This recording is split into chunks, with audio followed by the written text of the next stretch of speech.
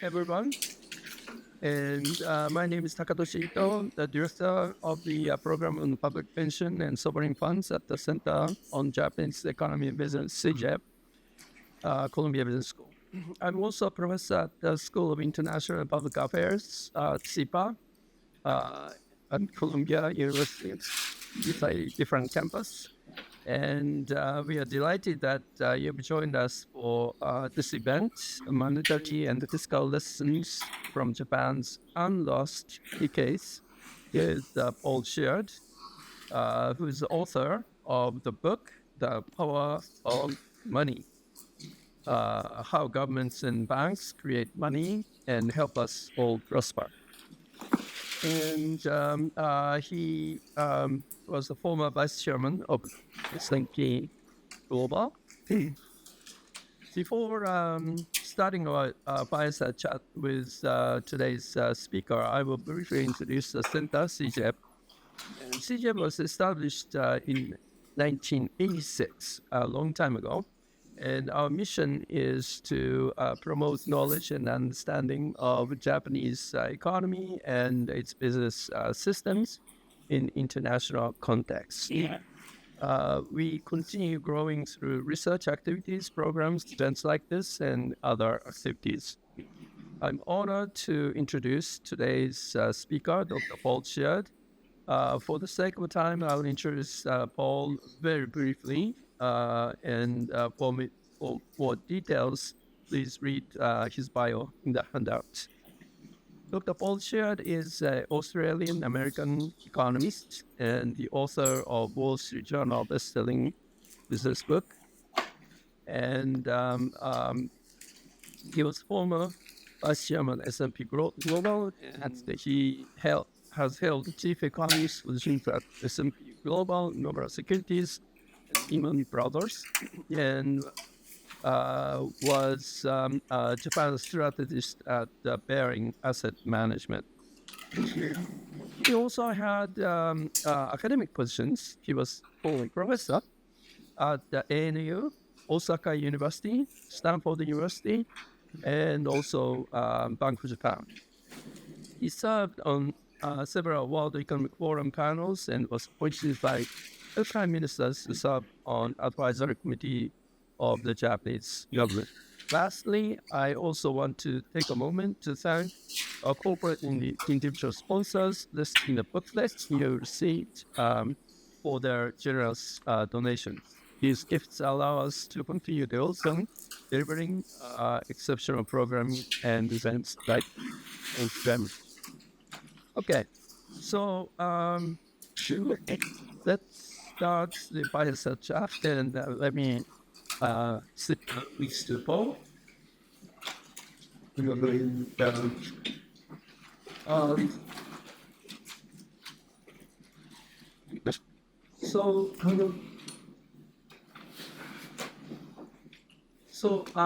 This book has a title that was called Money, and something doesn't have Japan being the part of the title.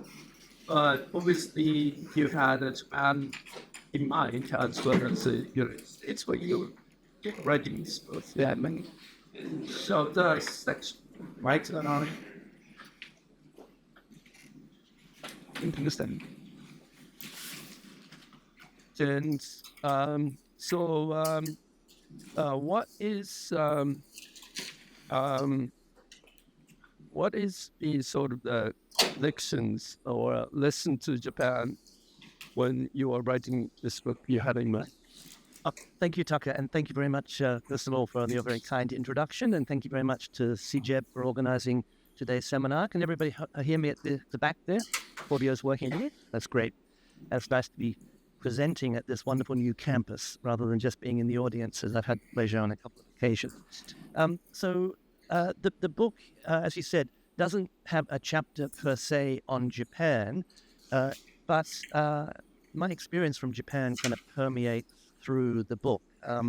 I lived in Japan, worked in Japan, studied in Japan for about 17 years over a 30-year period, but most recently from 1993 to 2006, and you mentioned some of the institutions that I worked for then.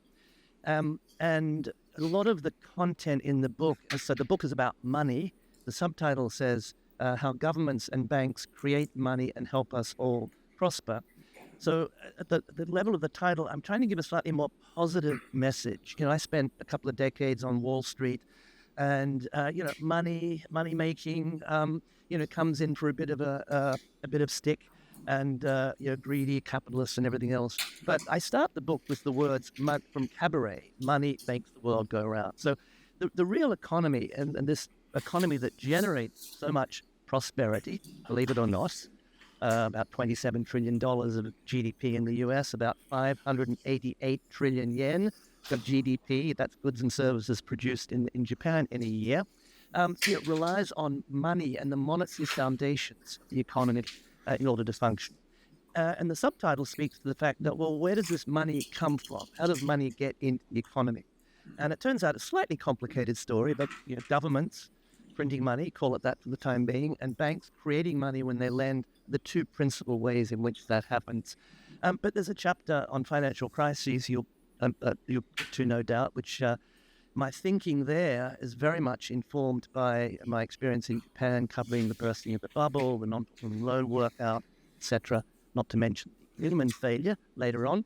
And also there's a chapter on quantitative easing, and really my understanding of how monetary and fiscal operations work, how monetary policy and fiscal policy work, and how they interrelate, comes largely from me covering the Bank of Japan and its monetary policy through the 1990s and into the 2000s.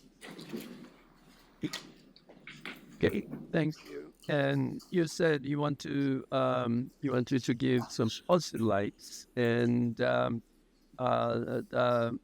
title of this event is Japan's Unlost Decades. And usually I'm on the record writing the papers saying the lost 2 decades or lost 3 decades. So why do you say unlost decades? Great question. Thanks, Taka. Well, again, I've always been, personally, a little bit uncomfortable with the lost decades kind of moniker, because I don't think decades are always kind of lost. There's always something going on. And if you look at the last 30 years in Japan, there's a lot of things have happened below the surface and above the surface. Take many seminars to go through. But the point really is, when people talk about the lost decades in Japan, they're talking about the economic performance as measured particularly by real GDP and nominal GDP. Let me just give you some numbers, which kind of quite stark, I think. So if you look at the last roughly 30 years, starting from, say, the first quarter of 1994, cumulative real GDP growth in Japan over that 30-year period, almost 30-year period, is about 24%. That's pretty lousy, frankly speaking. If you look at the US, a more dynamic economy, the cumulative growth in that period is around about 115%, something like that, more than 100%, no, 106%. So a little bit more than doubling the size of the real. But if you look at nominal GDP, which is kind of what people feel in their daily life, prices, the stock market, all the nominal variables that surround us. Nominal GDP in that 30-year period in Japan, cumulatively, is up 15%. In the US, it's up 288%. It's an incredible divergence in both the nominal and the real performance of the two economies. And if you looked at other economies, say the UK, for example, it's kind of in between, but Japan's very much a laggard. You might say, hold on a minute, how can nominal be up 15% when real is up 24%? Well, that's the story of deflation. We have a thing called the GDP deflator, and that's the kind of the overall measure of the price level of the economy. It's a quirky kind of thing. Central banks don't usually target it, but it is a measure of the growth in the price level. Well, in that 30-year period, the GDP deflator in Japan has fallen about 8%. I just said fallen. GDP deflator is supposed to go up, and in that same period in the US, it's up about 88%.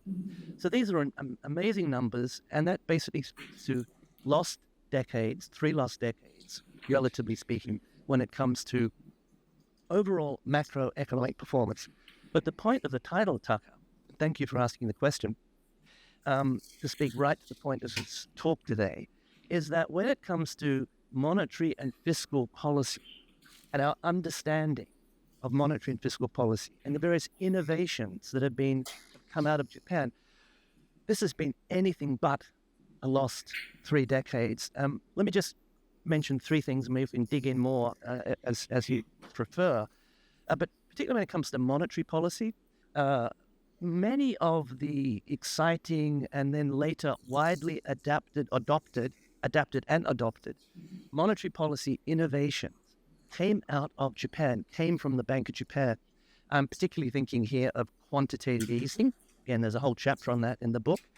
That was invented by the Bank of Japan, or pioneered in 2001, March 2001 to March 2006, 5-year experiment with quantitative easing.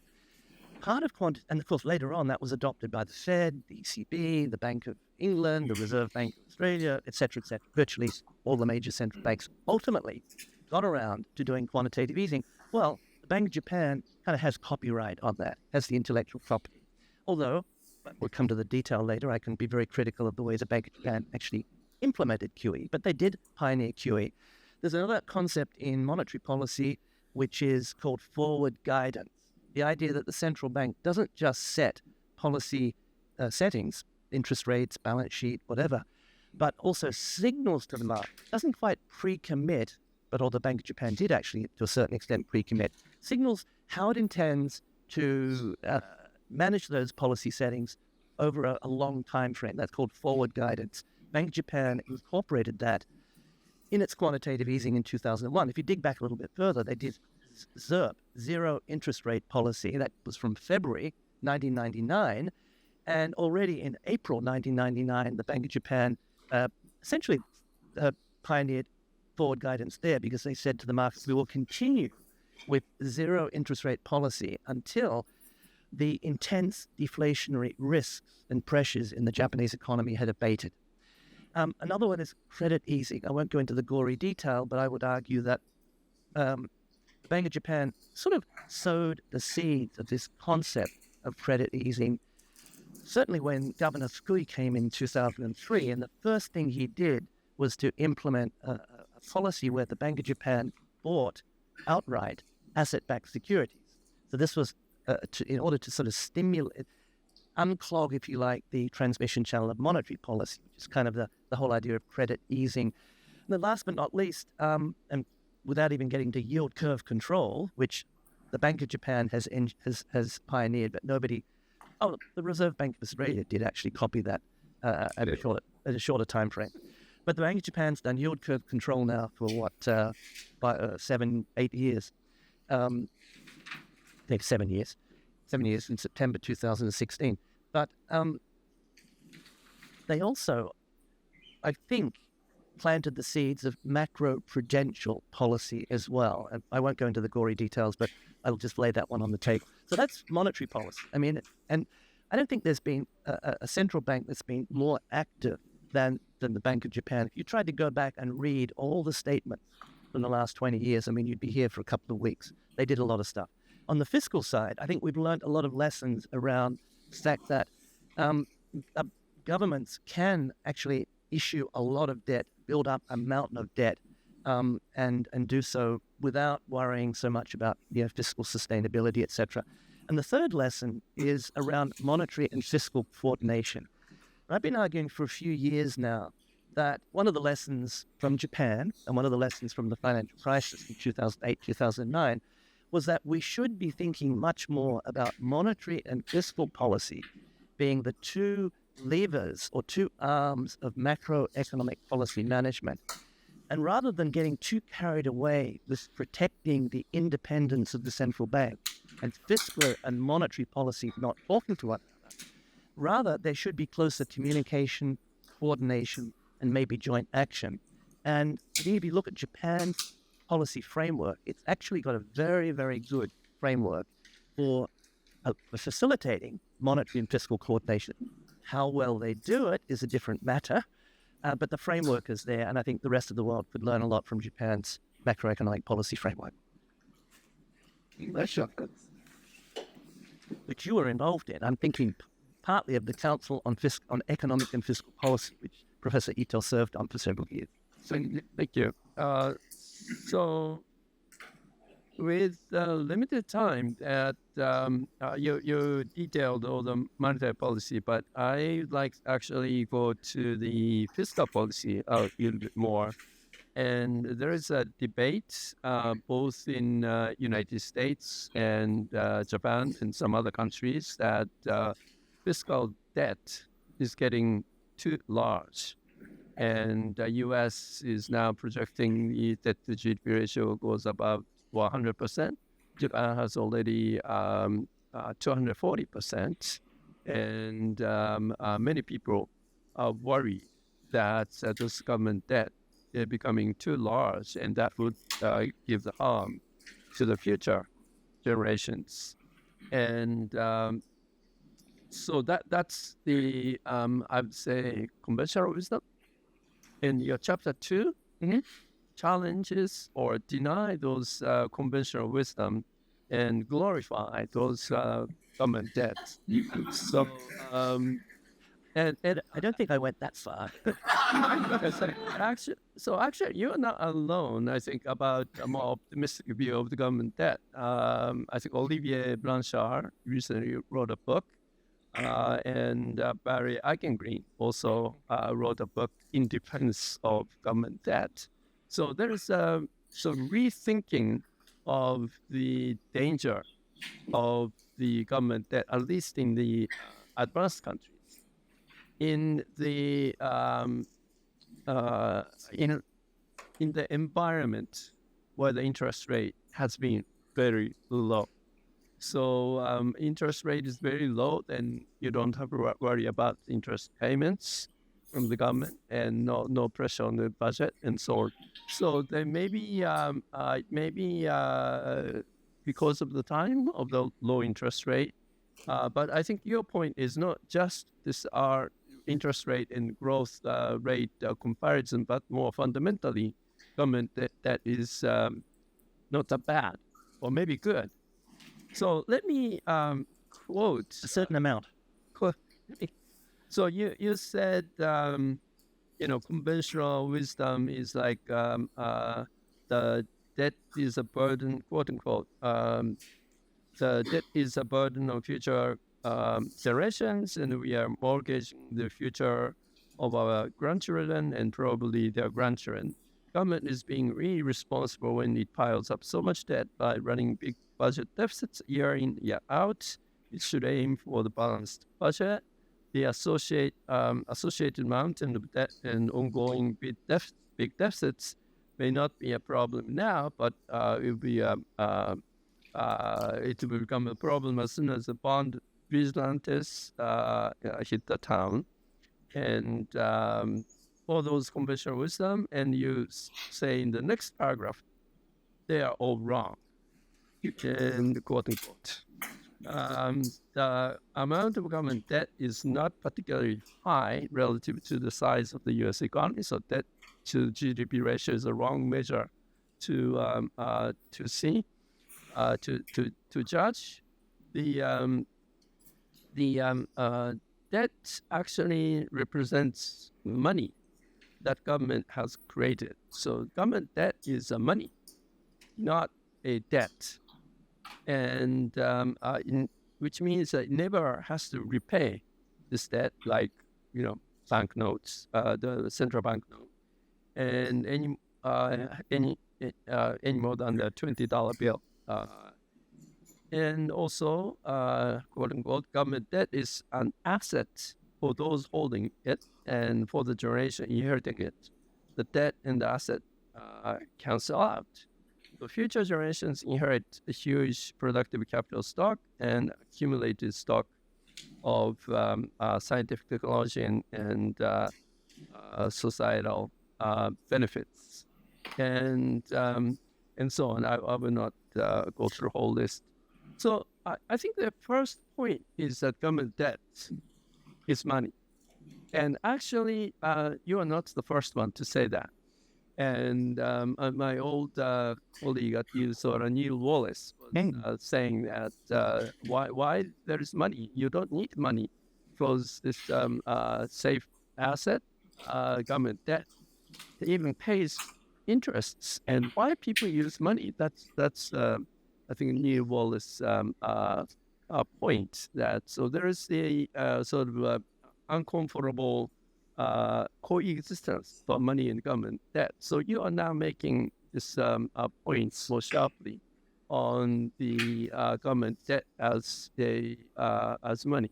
So you just think about it. Instead of carrying $20 bill, $100 bill in your wallet, maybe flip coupons or the posting of 100,000 government debt in your pocket, then exchange. That's possible, right? So why government money is so much despised and central bank money is accepted? I think that's a fundamental question. And so is it an asset that think of? It's called safe asset in the finance world, finance literature, but from the government point of view, it's still a liability. So how would you sort of make a reconciliation of this asset versus liability? Okay. Well, so it covered a lot of territory there, and no, that's great. And as I was listening, I was agreeing with a lot of what you were saying. As you're reading from my book. Just on one point I make, one of the economists that sort of influenced me was Abba Lerner, and I don't know how many people have even heard of Abba Lerner. He was a somewhat a later contemporary of Keynes. He was a younger economist when Keynes was getting a little bit older. And he pioneered in the 1940s, in particular, second half of the 1940s, the concept of functional finance. And you had this debate back in those days, after Keynes, of course, came along in the 30s. The idea was we should have more proactive, much more aggressive, counter-cyclical proactive roles for fiscal policy. And then people, there was a sort of a sound finance school in those days as well, and said, no, that would be irresponsible. We have to worry about the amount of government debt, etc. And Abba Lerner pioneered this concept of functional finance. Basically, the idea being we should think of monetary and fiscal policy, particularly fiscal policy in this context, not as being a target of policy, but rather a tool of policy. We should use monetary and fiscal policy in order to achieve the right social objectives, which would be, such things as price stability, full employment, financial stability. Rather, we shouldn't be setting up these arbitrary targets and trying to pursue them as we often do on the fiscal side. Now, in terms of you mentioned debt to GDP ratios and the fact that Japan is about 240% or so, the US is about 100%. By the way, I learned something from David Weinstein many years ago, sitting in a conference room in Tokyo. And I think it was might have been a cabinet office conference, one of those, maybe it was might have been the MBR conference in Japan.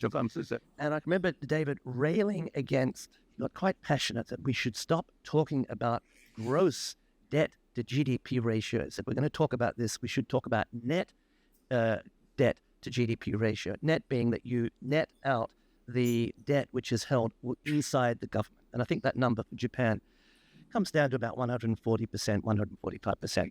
But I'd make a sort of further point here, which I think I make in the book, and I've made in an op-ed a few years ago, is that, we're always taught as academics and students to be careful with your units of analysis. And the correct unit for a debt to GDP ratio, whether it's 100%, 200%, 240%, is not percent. It's actually number of years. What does that mean? So in other words, if you look at debt is a stock, let's say, call it in dollars, divided by GDP, which is a flow. It's a dollar flow per period of time, usually a year of GDP. So if you say that, let's take the US, for example, that the debt to GDP ratio is 100%. 100% sounds scary. Like, well, what can get me good at 100%? No, it's not 100%. It's the equivalent of 1 year of GDP. So if you wanted to conceptualize that, you could say, well, if the government somehow were to have to repay that debt, it would consume the equivalent of 1 year of GDP to do so. But the US government or the Japanese government is an entity that economists would say has an infinite horizon. It's, well, maybe the government will end at some point, but the government is not even like a household. Government goes on forever. So 1 year of GDP for a government that is creating or overseeing an economy creating billions of dollars of GDP every year is not that much. But I go further than that and say that we call it debt and we call it government borrowing. And we think in these terms, and there's a reason for that I'll come back to. But actually, this stock of debt in the US, it's about $25 trillion. In Japan, it's about 1,100 trillion yen or something like that. But this stock of debt actually never has to be repaid as such. And I'm very careful with my language here, but as such. Now, that doesn't mean that you couldn't have too much debt in the economy. Because where does that debt come from? So debt is a stock. It represents the accumulated stock from prior government deficits. What is a government deficit? A budget deficit is where the government is injecting more money into the economy, essentially writing checks into the economy to pay for missiles, to provide for social welfare, to pay public services, to build bridges. That amount of money being injected is more than the amount of money that the government is withdrawing through taxation. So that's the government deficit. And if you think about it at a very fundamental level, and one of the distinctions I make in the book, Taka, as you would have noticed, is having this conversation, you have to keep in mind a distinction, an analytical and practical distinction between how things operate at a fundamental underlying level. Sort of what is true in some sense in the fundamental economic or physics, laws of economic physics, so to speak.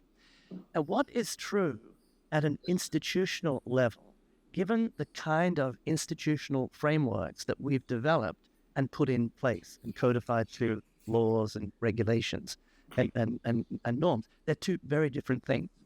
And so at a very fundamental level, I'll reach for my wallet at this point. Maybe I'll today bring out a Ichimaen satsu, 10,000 yen note. You made reference to the fact that fundamentally the stock of government debt is not really different from this. This 10,000 yen note, or $20 note, if you're more familiar with that, is money. And this is a liability of the government. It's a liability of the central bank, but the central bank is part of the government.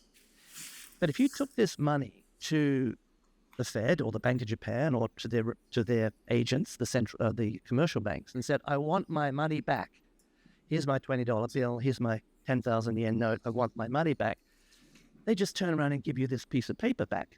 So this money never has to be repaid. Money just is. It's necessary, but it just is. Although we call it a liability, although we call it a debt. Now, there's an electronic version of this.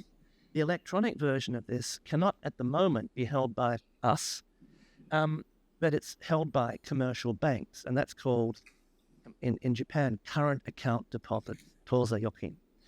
In the US, they're referred to as reserves. That's the reserve in Federal Reserve System. And that is the accounts that the banks have at the central bank.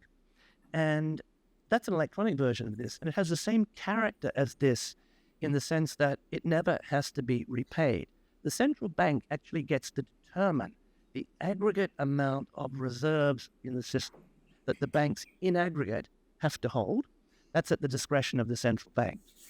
One difference between this and the electronic version of this is that this does not pay interest, right?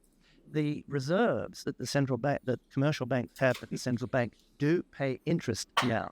They didn't used to in the old days, pre-2008. Now they do.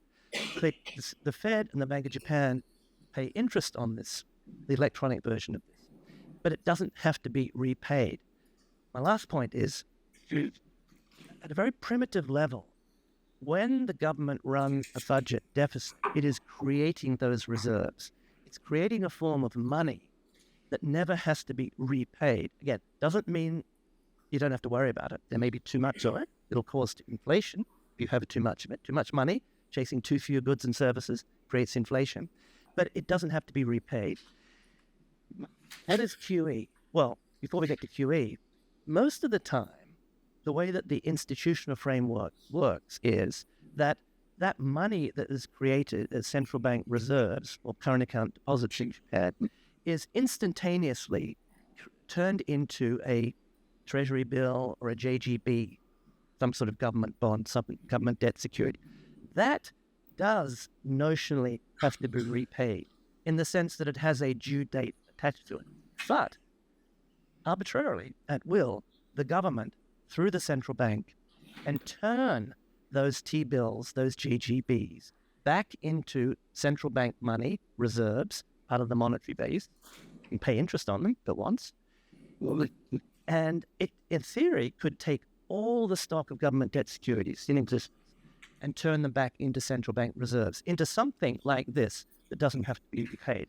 So that's an awful long kind of explanation, almost to logically establish the proposition. That's not to say it doesn't matter. Is not to say that governments never have to worry about the level of the debt. There's many reasons they might have to do that. But it does mean we shouldn't be thinking in terms of the government owes this money, and this money is therefore a burden on future generations. And as you pointed out, in intergenerational terms, what the current generation holds and what the future generations hold is simultaneously a liability and an asset of the same amount, and from a pure balance sheet perspective, they cancel out. What really is important for future generations is how prosperous the economy is, how capable the economy is of producing goods and services. Yeah, but suppose I'm the government today and I issue government bonds and raise money and distribute to everybody, and everybody eat nice lunch and finished, and no infrastructure is built, and no scientific knowledge advancement happens, and next generation, 20 years later, they inherit this debt, maybe asset, but they have to pay at least the interest payment on that. So we eat, then they pay at least the interest, maybe the redemption, because that has the maturity date, unlike the central bank money. So is there intergenerational conflict here if you issue the government debt and unwisely spend it and eat, waste it?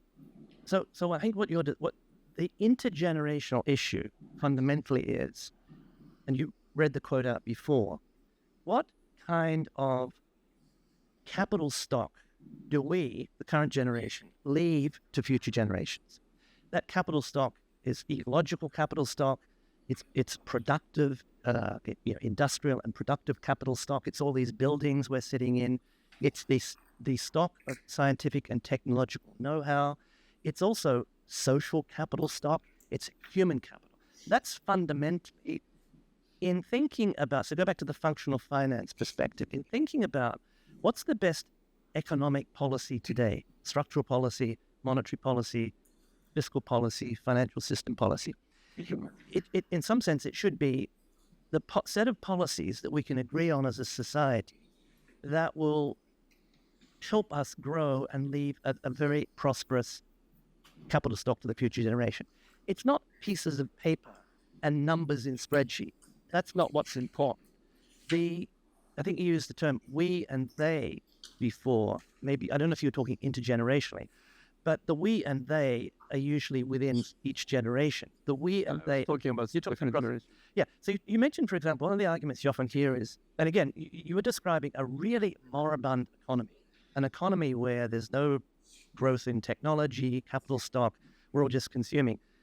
Well, that is going to lead you to a bad outcome in the future. Yes, I agree with you. And what's going to happen is if you have all this government debt that's built up, then you're going to have a lot of potential purchasing power. That's going to be inherited by the future generations. All the Japanese have all this 1,200 trillion yen of JGBs and other government debt outstanding. Virtually all of that is going to be inherited by future generations of Japanese, younger, maybe babies unborn. They're going to inherit that. That's purchasing power for them. Okay. And if they unleash that purchasing power into this horribly moribund economy, then you're going to get inflation. Now, what do you need to do then? Well, if we have the proper institutions in society, monetary and fiscal policy acting together will have to kill that inflation. And they'll do that through a combination of increasing interest rates, tightening monetary policy, but also probably you're going to have to raise taxation. And you may have to run sustained budget surpluses. The only way for the stock of government debt, either today or in the future, to ever come down is for the government to run budget surpluses. A budget surplus means they're taking out more money from the economy than they're injecting through their spending. And that will release the stock of debt. Now, you might say, hold on a minute, isn't that repaying the debt? And I think John Cochrane has made this John Cochrane, famous economist, has made this critique of MMT and said, well, they say that money doesn't have to be repaid, but actually you might have to run a budget surplus, which essentially means the stock will be run down. Yeah. If we all sort of interpret things and use that language, we might actually agree on that proposition. So I'm not saying governments never need to run surpluses. I'm not saying debt doesn't matter. Inflation is a key word. That when inflation happens, all this debt is okay collapses. Well, there's a few reasons. One is inflation. That's the most obvious one. If you have too much debt, too much purchasing power. At the moment in Japan, up until now, that enormous purchasing power that the Japanese household sector has not been unleashed for various reasons, which we can debate. It could happen. If it happens, that's going to be a problem. You'll have to tighten policy. The second reason that you may not want a lot of government debt is that's probably a sign of an economy where the government is playing quite a big interventionist role in the economy, spending a lot, and it may or may not be taxing enough.